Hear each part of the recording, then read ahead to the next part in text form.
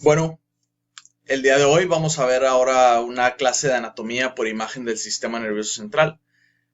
También es un tema muy importante, ya que para poder identificar una patología, primero hay que identificar que algo está normal. Entonces, es muy útil conocer a fondo la anatomía del sistema nervioso central para poder saber cuando algo realmente está anormal.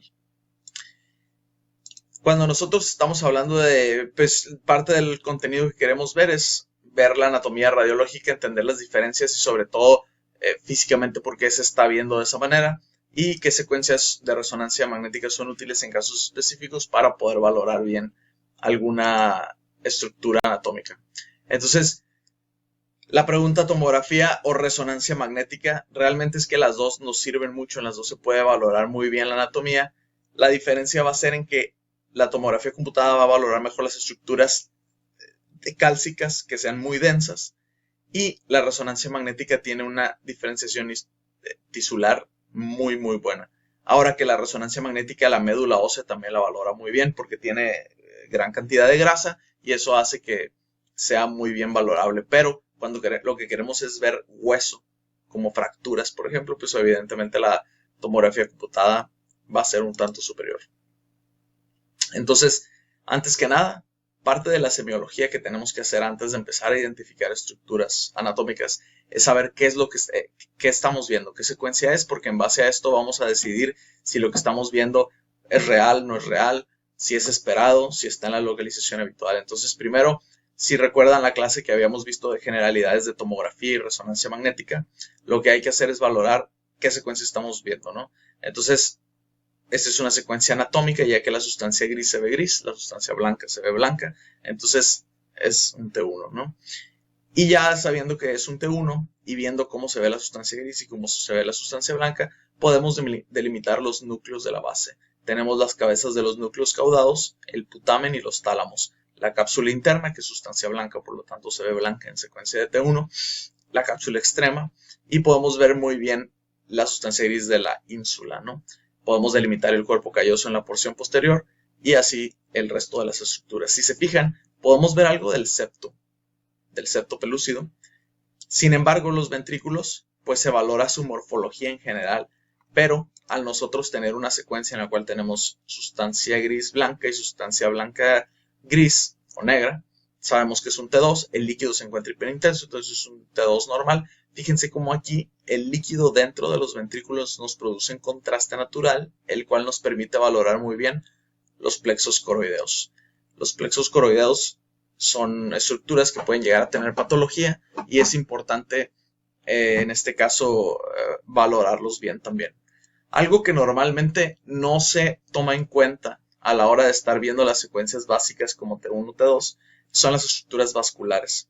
Las estructuras vasculares, normalmente tenemos secuencias como las secuencias contrastadas o las secuencias angiográficas sin material de contraste como el 3 de TOF, las cuales nos permiten valorar mucho mejor los vasos. Pero supongamos que no tuviéramos estas secuencias, el T2 siempre va a ser nuestro mejor amigo.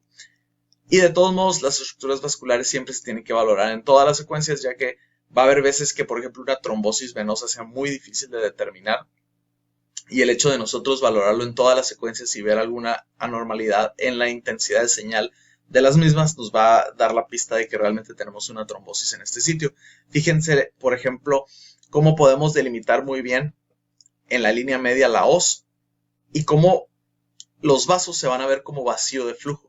Esto es porque cuando nosotros emitimos, para que nosotros tengamos la señal de la resonancia magnética, emitimos un pulso de radiofrecuencia y escuchamos cuánto tiempo tarda de que se desfasan los protones con el pulso a que vuelven a estar en la misma posición. Si nosotros mandamos el pulso y la sangre que va avanzando mandó esos protones a otro sitio y los que llegaron no recibieron ese pulso de radiofrecuencia y no se excitaron, evidentemente no vamos a tener señal en este sitio, y eso es lo que pasa con las estructuras venosas, las cuales las observamos hipointensas en la resonancia si no tenemos material de contraste o alguna secuencia especial para verlas, ¿de acuerdo? Una razón por la cual no veamos este vacío de flujo es que haya enlentecimiento importante del flujo sanguíneo y pues esto nos debe orientar ante la presencia de alguna trombosis o algo por el estilo, ¿no? Entonces, hay que siempre evaluar los senos paranasales, los senos venosos y las estructuras arteriales. Y algo muy importante en imagen es siempre valorar diferentes planos para poder orientarnos precisamente en qué estructura estamos viendo, ¿ok? Generalmente todas las plataformas de visualización que se utilizan ya hoy en día van a tener estas referencias. Entonces, para nosotros poder orientarnos y valorar mucho mejor la anatomía, siempre es bueno analizar la referencia en la cual estamos viendo la imagen. Entonces, por ejemplo, aquí tenemos un corte coronal del encéfalo en T2 y en el corte axial nos está delimitando la máquina exactamente a través de dónde pasa este corte. Esto es muy importante y hay que tener en cuenta que esto tiene éxito desde el momento en que nosotros planeamos bien nuestro estudio, desde el momento en que colocamos bien al paciente dentro del resonador y no se nos esté moviendo. En este caso, si se fijan, presenta un poco de artificio de movimiento, pero de todos modos podemos valorar muy bien estas estructuras. Entonces, si se fijan, aquí vemos los cuerpos mamilares y vemos cómo pues el corte está justo pasando a través de los cuerpos mamilares, ¿no? Podemos ver los fornix en un segmento coronal, porque ya sabemos que son de localización anteroposterior. Podemos ver las cabezas de los núcleos caudados. Las habíamos visto también en las otras secuencias axiales. Aquí podemos delimitar cómo es su relación con los ventrículos, así como de los fornix, los cuerpos mamilares, el tercer ventrículo. Aquí estamos viendo un segmento del puente y fíjense cómo los vasos se ven como trayectos lineales con vacío de flujo, ¿no? Y si nosotros seleccionamos ahora esta imagen, en la imagen coronal nos va a decir exactamente en dónde pasa este corte. Esto va a ser relevante también a la hora de que les muestre cómo nosotros podemos mover y jugar un poquito con estos cortes para delimitar mejor alguna estructura anatómica, ¿no? Entonces, una secuencia que a mí me parece muy importante es la secuencia sagital, sobre todo en T1. Esta secuencia nos va a permitir valorar una gran cantidad de estructuras, ¿no? En la línea media tenemos muchas estructuras muy importantes, entonces, si me permiten mostrarles aquí cómo podemos valorar muy bien la glándula hipófisis, cómo podemos inclusive hacer la diferenciación entre la adeno y la neurohipófisis. Fíjense cómo el hueso está hiperintenso, ¿no? Es muy hiperintenso porque tiene mucha grasa la médula ósea, pero de todos modos se ve una pequeñita hiperintensidad posterior dentro de la glándula y el resto de la glándula. Podemos ver el tallo, podemos ver los cuerpos mamilares, podemos ver su relación con el mesencéfalo, el puente, el bulbo, el cuarto ventrículo con el acueducto de Silvio, el vermis cerebeloso. Recuerden que estamos en la línea media con sus folias. Aquí es importante siempre valorar la amplitud de las mismas para empezar a ver si no tiene algo de pérdida de volumen o atrofia, aunque preferimos no utilizar el término de atrofia porque es un término histológico y además pues realmente causa mucha ansiedad en los pacientes cuando puede llegar a ser algo pues realmente propio de la edad, ¿no? Podemos ver muy bien el cuerpo calloso en todos sus segmentos y la relación del esplenio con las diferentes estructuras de los senos venosos, como el seno recto, la pared saderófilo, el seno sagital superior. Y si nos fuéramos hacia un lado y hacia el otro, pues podemos seguir los senos transversos, por ejemplo, ¿no? Aquí podemos ver la masa intermedia del tálamo, podemos ver el tectum con sus colículos inferiores y superiores y la glándula pineal. Entonces, fíjense qué tantas estructuras estamos valorando en un corte sin moverle en la línea media, ¿no? Inclusive el giro del cíngulo lo valoramos muy bien y el espacio que genera los vasos que vamos a encontrar en ese sitio y las cisternas interpeduncular, prepontina. Entonces es una secuencia bastante útil para grandes rasgos ver que no tengamos alguna anormalidad grave en este sitio, ¿no?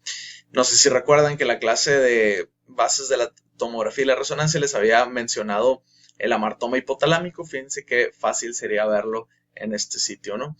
Y aquí es una secuencia también útil porque estamos valorando la cisura el surco parieto occipital y la cisura calcarina, que es el sitio de la corteza visual primaria, ¿no? Y nos va a delimitar la cuña de la língula. Entonces, aquí nos podemos, generalmente en una imagen axial, es más fácil primero orientarnos. Acuérdense, como les dije, que vamos a encontrar siempre en imagen estas referencias anatómicas, las líneas que nos va a mostrar la computadora, y nosotros así ya podemos saber exactamente de qué giro, de qué surco estamos hablando. ¿Ok? Y esto es lo que les decía de jugar un poquito a veces con la orientación de las estructuras, de las proyecciones, ¿no? Radiológicas. Nosotros estamos viendo aquí el núcleo caudado, ¿no? Pero si nosotros recordamos la anatomía del núcleo caudado, sabemos que aquí no lo estamos viendo realmente completo, ¿no? Y si nosotros nos vamos al corte axial, podemos ver cómo tenemos nuestro corte, ¿no? Entonces, si se fijan, aquí tenemos los núcleos caudados, pero pues los núcleos caudados tienen una dirección un poquito oblicua. Entonces, al nosotros jugar con esto y poner el corte un poco oblicuo, fíjense cómo logramos desdoblar el núcleo caudado y verlo en una mayor extensión de lo que lo estábamos viendo en un corte sagital puro, ¿no? Que es lo que habitualmente vamos a tener.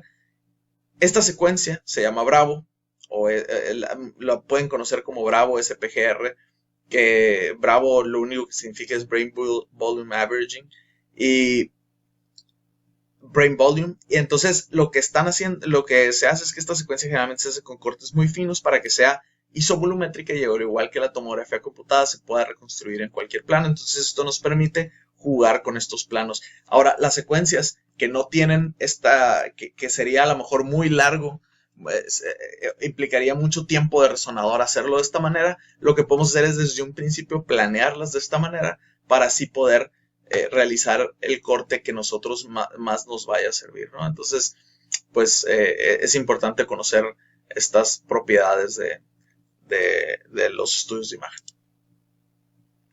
Entonces, siempre cuando nosotros nos queremos orientar, ya les había dicho que muchas veces es difícil en una sola imagen darnos idea de qué estamos viendo.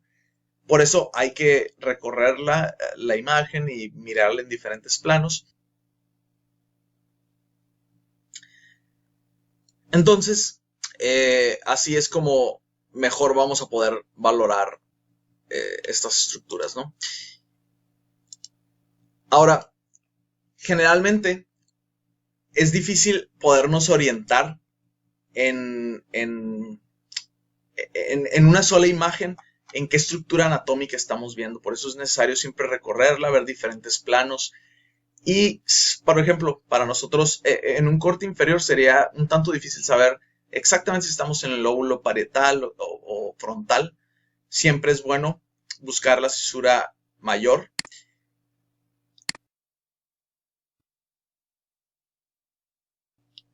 Que separa la cisura de Rolando, que separa la corteza motora y la corteza sensitiva, ¿no? Entonces, fíjense cómo vamos a ver este omega y el hecho de que llegue en realidad hasta la línea media nos va a dar la pista de que estamos ante el surco de Rolando, y esto nos va a dar la diferenciación entre lóbulo frontal y lóbulo parietal. Y así ya nos podemos ir a otros cortes y va a ser mucho más fácil, ¿no?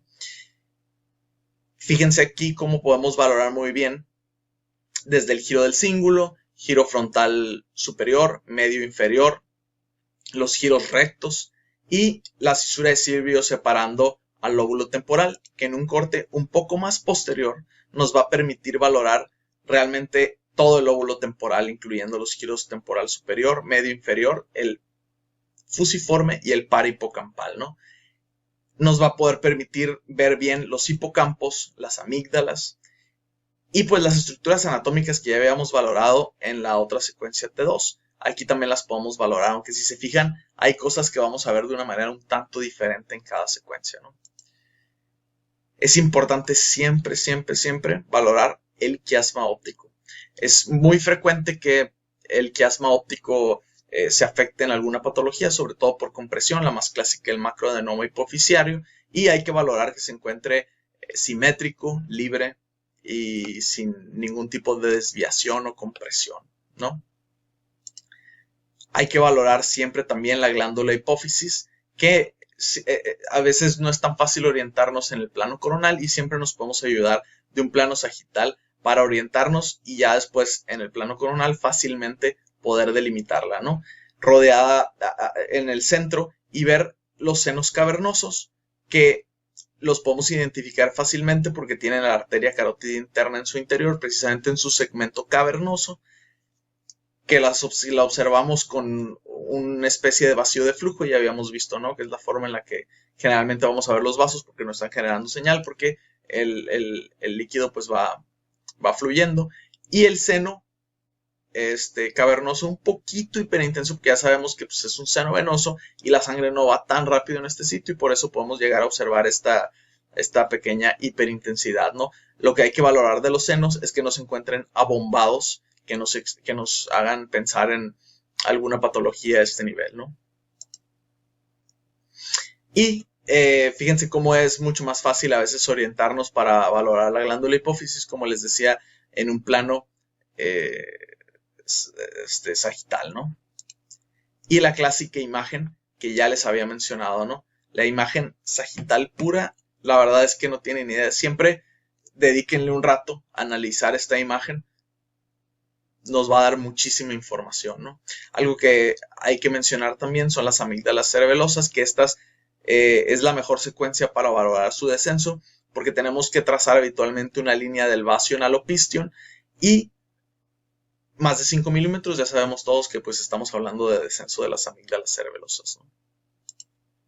Entonces, como les había mencionado, no todo lo vamos a poder valorar bien en cualquier secuencia. Entonces, por eso siempre hay que usar todo el armamento de secuencias que tenemos para una adecuada valoración. Entonces, si se fijan, si ustedes quisieran valorar el complejo 7-8, ¿no? Fíjense cómo aquí, pues realmente algo podemos ver, pero no es la mejor delimitación anatómica que podemos tener, ¿no? En cambio, si nosotros nos vamos a un T2, pues podemos ver las cisternas como tal, porque el líquido las está delimitando. Podemos alcanzar a ver vasos, como por ejemplo la arteria basilar, pero aún así nos quedamos un poquito cortos, ¿no? Pero si nosotros hacemos una secuencia fiesta, que una secuencia fiesta a grandes rasgos, imagínense que es un T2 muy acentuado, o sea, hay mucha diferencia. Si se fijan, aquí ya no distinguimos tanto las diferencias entre la sustancia gris y la sustancia blanca, pero lo grande lo diferenciamos muy bien. Entonces, el líquido versus algo no líquido es muy bien diferenciado en una secuencia fiesta y fíjense cómo nos permite ver inclusive la diferenciación entre ambos nervios, ¿no? 7 y 8.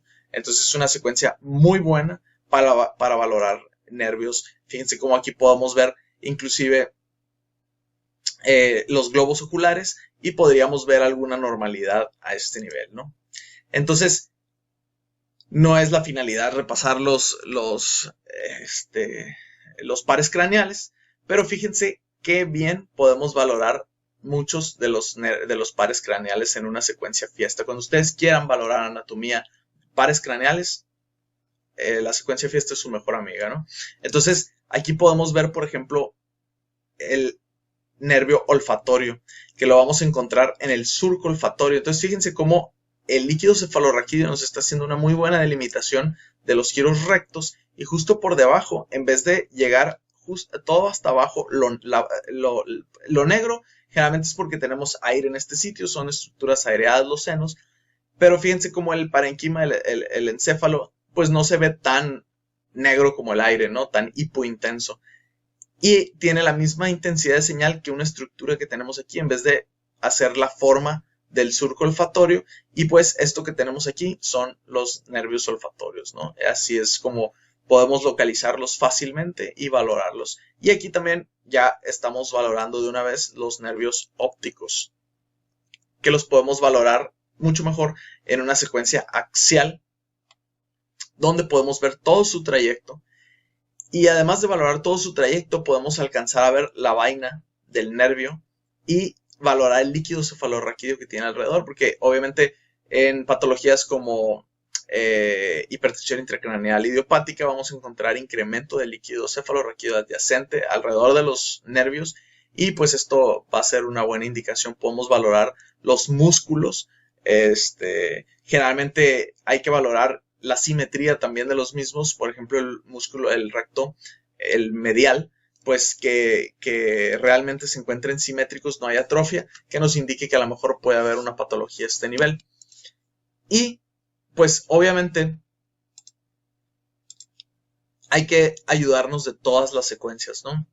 Luego, precisamente por la sobreposición de estructuras y la mala diferenciación tisular que tenemos al hacer tan acentuadas las diferencias entre el líquido y lo no líquido, perdemos a lo mejor el detalle del quiasma, perdemos a lo mejor un poco del detalle de la porción intracraneal. Aquí es un corte donde no se ve de todos modos, pero fíjense en el T1 qué bien delimitado tenemos el quiasma, y el tracto óptico pues lo podemos continuar hasta donde pasa al tálamo y demás, ¿no? Entonces, siempre hay que valorarlo en varias secuencias, ¿no? Y fíjense cómo aquí también podemos valorar muy bien los músculos de la órbita, ¿no? Entonces, es bueno utilizar complementariamente estas secuencias.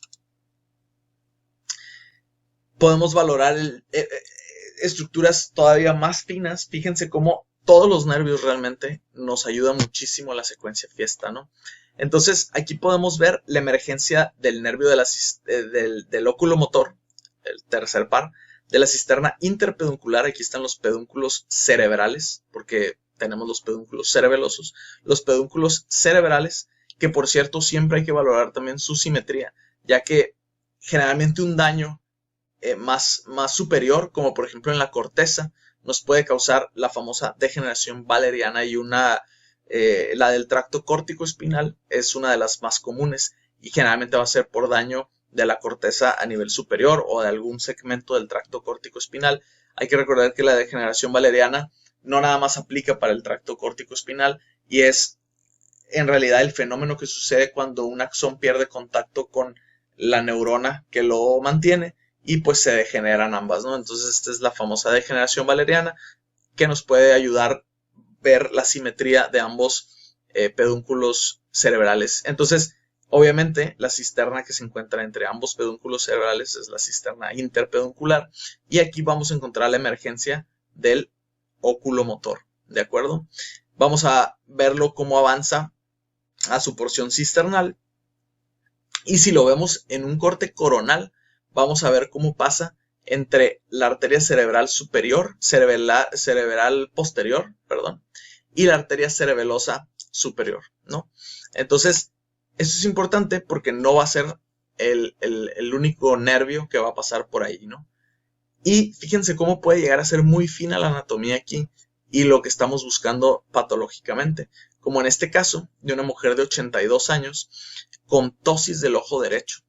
Entonces, se le hizo una secuencia fiesta y se puede observar cómo la arteria basilar en su porción distal está comprimiendo la emergencia del óculo motor del lado derecho, lo cual correlaciona muy bien con su clínica, y es frecuente en pacientes grandes que la arteria basilar sufra aterosclerosis, se vuelva más dura, tenga dolicoectasias y genere este tipo de compresiones nerviosas que pues realmente es un hallazgo relativamente fino, y tenemos que saber qué estamos buscando. En este caso, la mujer tenía ptosis, pues probablemente una de las cosas que hay que buscar es el nervio oculomotor, y pues había una compresión, ¿no? Podemos valorar el nervio troclear, que es el único que nace posterior en el tallo, lo cual pues es interesante. Y siempre hay que hacer la distinción. Fíjense cómo nace posterior, sale por las cisternas ambiens para irse hacia la porción anterior. En la porción anterior va a discurrir junto con el óculo motor entre las arterias cerebral posterior y cerebelosa superior. Entonces, el trayecto característico que tiene este nervio saliendo de la porción posterior y yéndose hacia anterior nos va a permitir diferenciarlo de todas las estructuras vasculares adyacentes, las arterias cerebelosas, porque pues a veces sí llega a ser difícil. Si se fijan es un poco más delgadito, pero pues tenemos arterias delgaditas en todos sitios y esto nos va a dar la pauta, ¿no? Entonces fíjense cómo sale de posterior, se va por las cisternas perimesencefálicas hacia la porción anterior, ¿no? El nervio trigémino es el nervio craneal más grande y aquí podemos observar cómo realmente pues es bastante grueso, ¿no? Y emerge de la porción lateral del puente y luego pasa por la cisterna para entrar al Cavum de Meckel, ¿no? Y el Cavum de Meckel nosotros podemos valorar muy bien el ganglio del famoso ganglio de Gasser en su interior, que si se fijan vemos algunas fibritas que son parte de este ganglio, ¿no? Entonces hay que hacer bien siempre la valoración de estos pares craneales. El nervio abducens, por ejemplo, el nervio abducens nos tenemos que, siempre cuando queramos valorar los pares craneales hay que saber exactamente cuál estamos pidiendo, porque una secuencia fiesta es una secuencia muy larga que generalmente abarca una porción un tanto limitada del encéfalo. Entonces tenemos que ir ajustando esta secuencia al sitio donde queremos observar, ¿no? Entonces, fíjense cómo tenemos aquí la visualización de manera bilateral del abducens, el cual emerge de núcleos anterior al cuarto ventrículo, luego toma un curso anterior a través del puente a la unión pontomedular y la cisterna prepontina, donde toma un trayecto ascendente. Si lo viéramos en un corte sagital, veríamos cómo por la cisterna va subiendo, ¿de acuerdo? Para llegar a la porción posterior del clivus en el famoso canal de Dorelo. Y como ya habíamos visto previamente, el facial y el vestíbulo coclear, pues tienen un trayecto muy similar, ¿no? Entonces ambos emergen del aspecto lateral del borde inferior del puente y pasan por la cisterna cerebelopontina, que es una cisterna muy famosa porque pues, aquí vamos a buscar los famosos schwannomas y meningiomas, ¿no? Que son las lesiones más frecuentes de este sitio, que precisamente dependen de estos nervios y por eso va a ser muy útil delimitarlos en su porción dentro del canal auditivo, ya que podemos encontrar schwannomas muy pequeñitos que lo único que vamos a ver es una bolita dentro del canal y la secuencia fiesta va a ser nuestra mejor aliada para hacer la detección de esta lesión. Entonces, cuando nosotros vemos estos nervios, si se fijan, inclusive podemos nosotros jugar con las proyecciones. Aquí nosotros estamos viendo un corte no meramente sagital, pero sí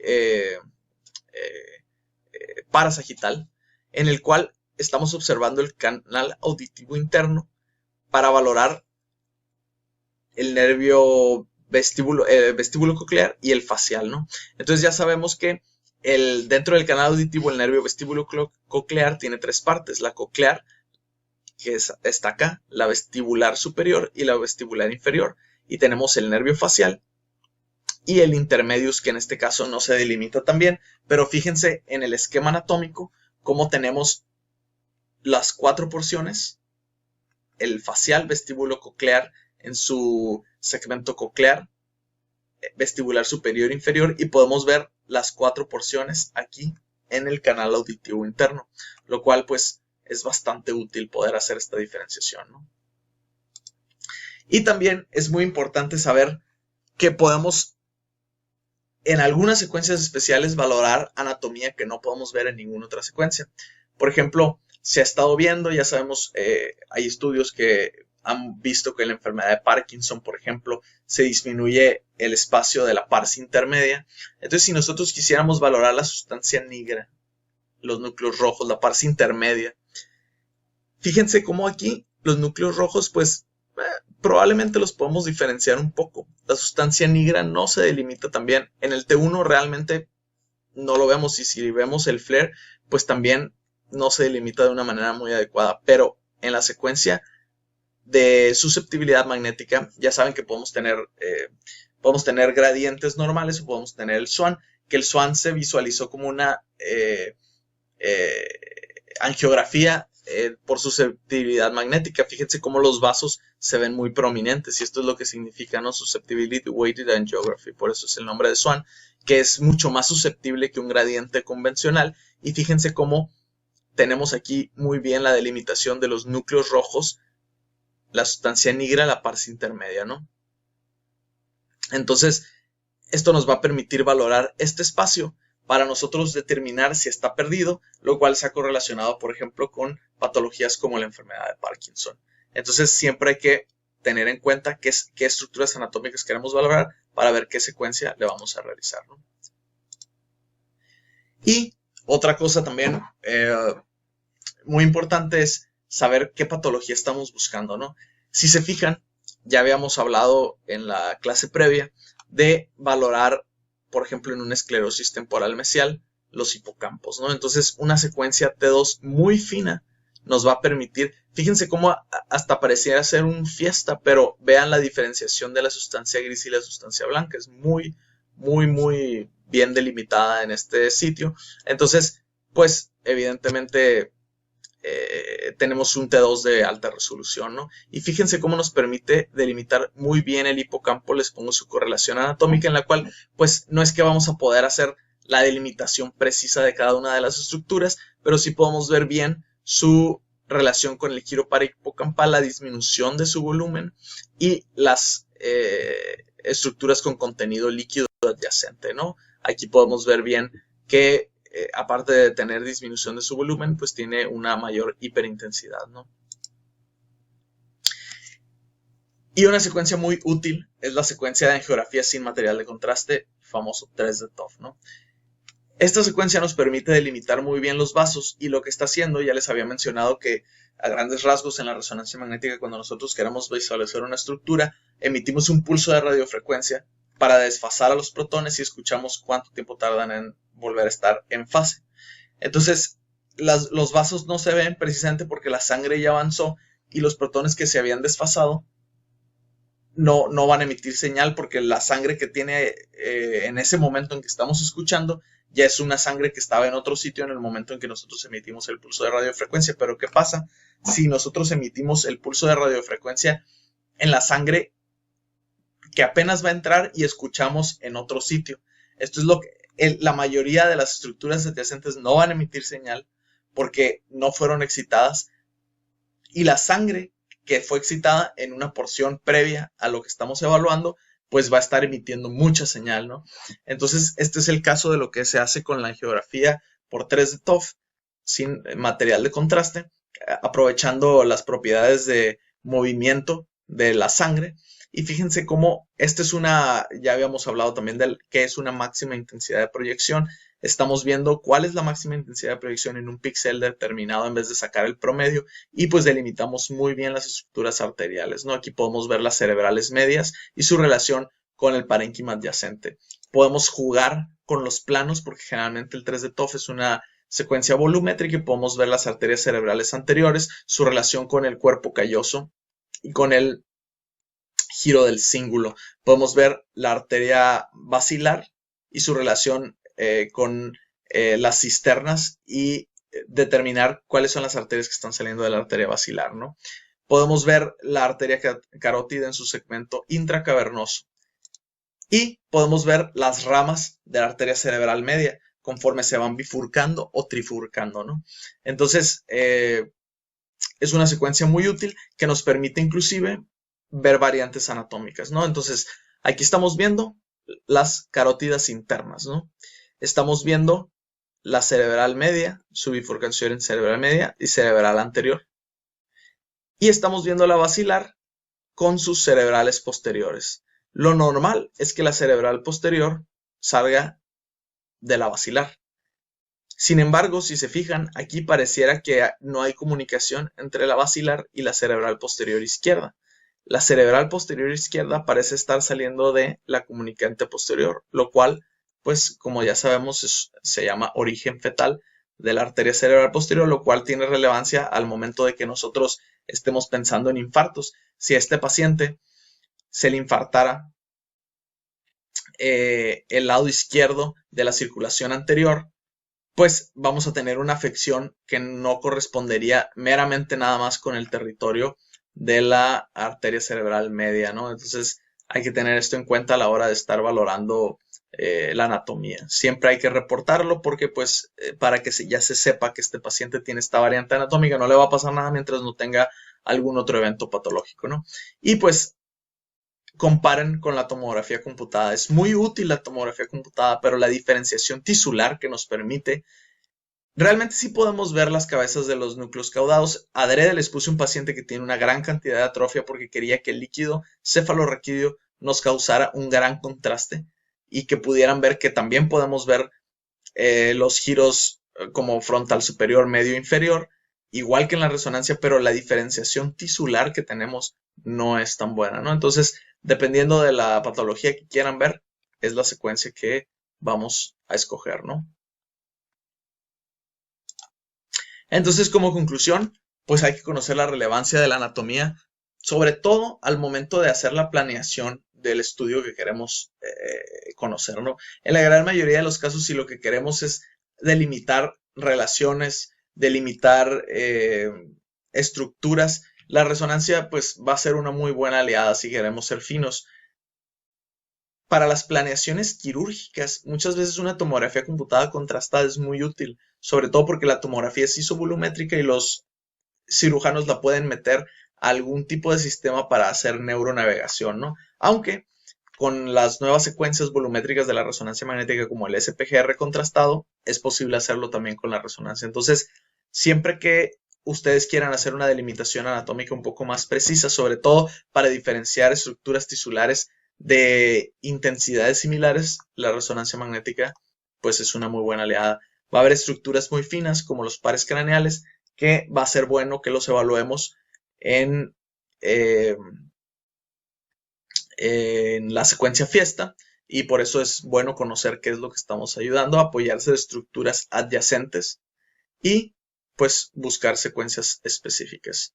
Espero que haya sido de utilidad esta clase, que valoren la secuencia sagital donde podemos ver muchísimas cosas, desde las amígdalas hasta las estructuras de la línea media donde podemos valorar si tenemos amartomas hipotalámicos, los cuerpos mamilares, el cuerpo calloso, todo en una sola imagen, entonces nunca pasen por alto ver bien la imagen sagital y pues eso sería todo por esta clase, espero les haya gustado.